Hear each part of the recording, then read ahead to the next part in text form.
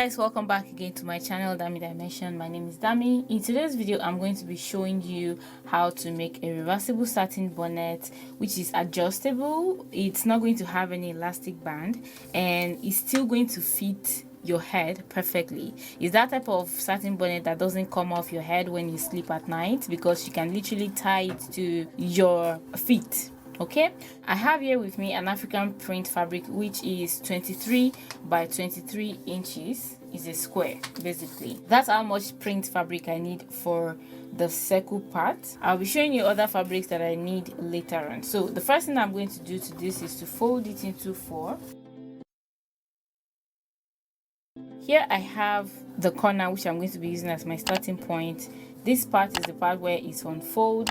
This part are the parts that are not on fold. I like to emphasize this point because it's important for people that are beginners, for example, to know where you actually start your marking. If you use this corner as the center of your circle, you are just going to mess it up. If you use this corner or this, you are going to simply mess it up. But this is the one you should use, which is the one that is on fold. Okay, so I'll come to this corner and I will take the radius of my circle. I want the radius of my circle to be 11 inches, and this already includes my seam allowance. So you can use anything between 10 and 14 inches depending on what size you want. If you want a small size for an adult, of course, if you want a small size you can use 10 or 11. If you want medium you can use 12, big you can use 13, 14 or even 15 depending on the volume of your hair. So I'll use 11. So I'm just going to take the 11 and mark it all around.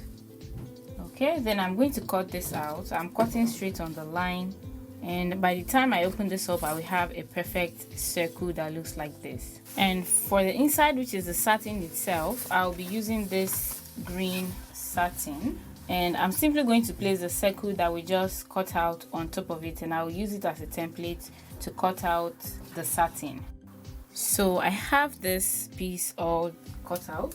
All right, I will set it aside, and the last piece I need to cut out is this one, which I've already cut just because it's a long rectangular piece. I don't have to bore you guys showing you how I do this, and I'm just going to tell you the size because that's what is important, right? So the size of this, the length is 2 yards, and that is 72 inches.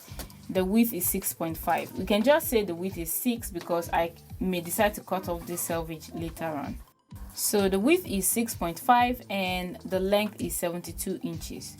Now there is a particular look I'm going for, which is the reason why I'm having 6.5 as the width. You can use anything between 3 and 6. You can use 3 inches, all right, but I want to be able to have a kind of broad strap so that when I make a bow in front it's going to be a little bit stylish, you know. I will need to fold in the band of the bonnet when I'm wearing it. You will see what I mean at the end when I'm done making this. So that's basically all I need to cut, and the next thing is to proceed with the stitching, and I'm going to be showing you that shortly. So I have the two fabrics together right now. As you can see, the satin fabric here and the main fabric, they are right sides facing each other. So the first thing I'm going to do is to fold it into 2 like this. I'm folding both of them together. So then from this corner I will take 3.5 inches, and this doesn't have to be perfect, so you don't have to really worry about that. So I took 3.5 inches and I'm just going to make a curvy shape. I took 3.5 inches here and 3 inches here, and then I just make a curvy shape. It doesn't have to be perfect, so don't worry too much about that. And I'm just going to cut this out, and by the time I open it up it will look something like this. Okay, so the next thing you should do is I'm going to pin it all together. Remember, they are right sides facing each other right now. So I have pinned it, and as you can notice I only pin this part because this is the only part I need to stitch right now. So I will take this to my sewing machine and stitch by 1/2 inch. Remember, it's still right sides facing each other at this point. So as you can see, I have done that stitch. So what I'm doing right now is that I'm giving little notches to this curvy area so that by the time I flip it inside out, it's going to come out flat and relaxed. So once that is done, I will take out all of these pins and then I will turn it inside out. So after flipping it inside out, it looks like this. Then I'm going to give this part a good press. So after ironing, it looks like this, and next thing I will do is I'm going to pin all these perimeters together.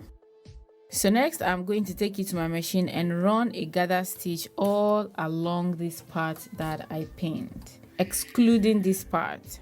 So now I have put the gather stitch around it, as you can see.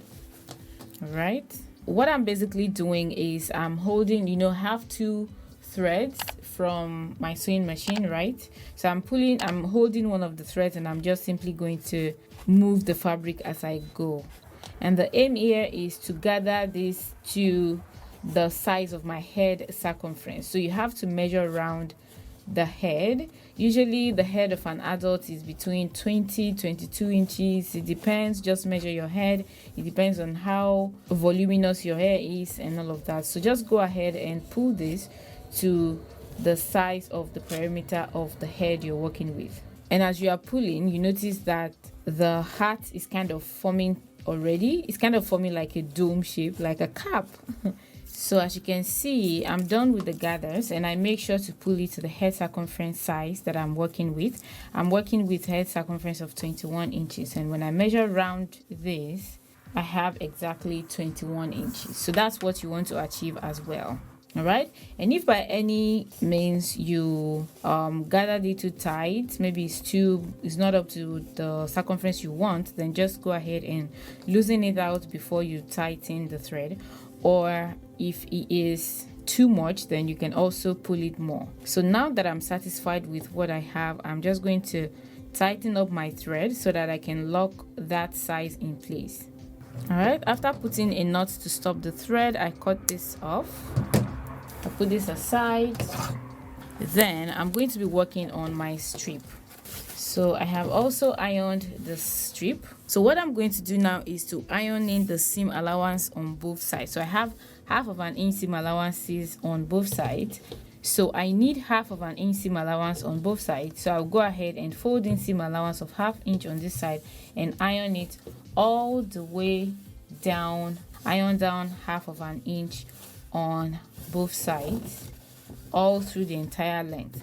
And once that is done, I will have something like this, right? Then again, I'm going to fold it over into two, just like this, and I'll also iron that all through the entire length. And before we move on, I'm just going to quickly talk about the sponsor of today's video. Today's video is sponsored by Skillshare. Skillshare is an online learning platform where millions of creative minds like you and me come together to learn new things on different topics to become more creative. There are thousands of lessons on Skillshare, topics that covers illustration, fashion design, photography, or whether you want to learn video editing, video making, art, graphic design, or maybe you want to learn about YouTube, how to start your own YouTube channel and be successful.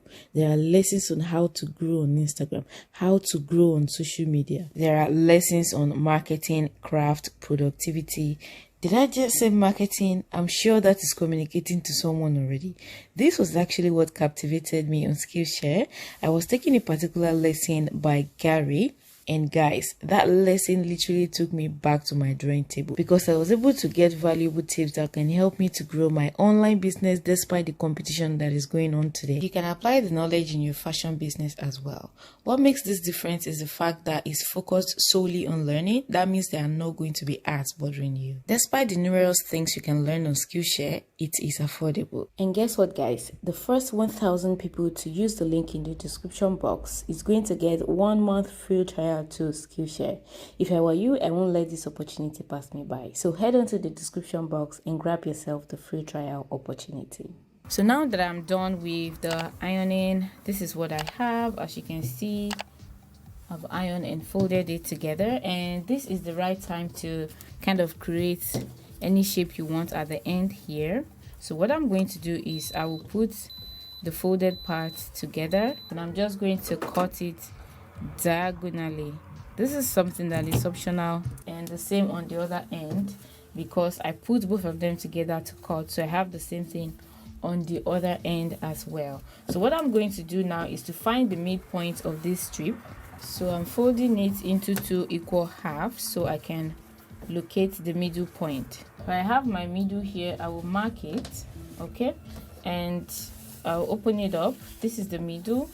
Remember that my head circumference I'm working with is 21 inches, right? So half of 21 is 10.5. So I'll take 10.5 on this side and 10.5 on this side of that middle point that I just marked.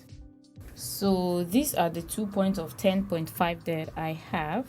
I have my 21 inches, which is equal to this circumference here, is equal to this size of my opening of the gathered part, okay? And that is what I have marked right here. So what I'm going to do now, I will open from this point now. I'm sorry that this mark is not so prominent, is because I just want to be sure that this mark goes off from the fabric later. But then I hope you just understand what I'm doing, because the 21 inches that I marked out is not constant for everyone. So I hope you understand that that point is not something that you must measure on yours as well. Yours could be more than 21, it could be less. It all depends on the head circumference you're working with. From this point on this side, I'll open it up and I will flip it this way, and I open up the ½ inch that I folded initially, okay? So the point of me folding in that ½ inch is for me to have a crease that I'm going to be stitching on my sewing machine, and that way it's going to help me have a very straight end. I will put the wrong sides together and I will pin it all the way from the end here to that point. I will do the same thing from the second point here to the other end, but I'll be leaving the center untouched. So this is what I have. So then I'll take it to my machine and stitch by ½ inch from this end down here using the crease that I made with my iron.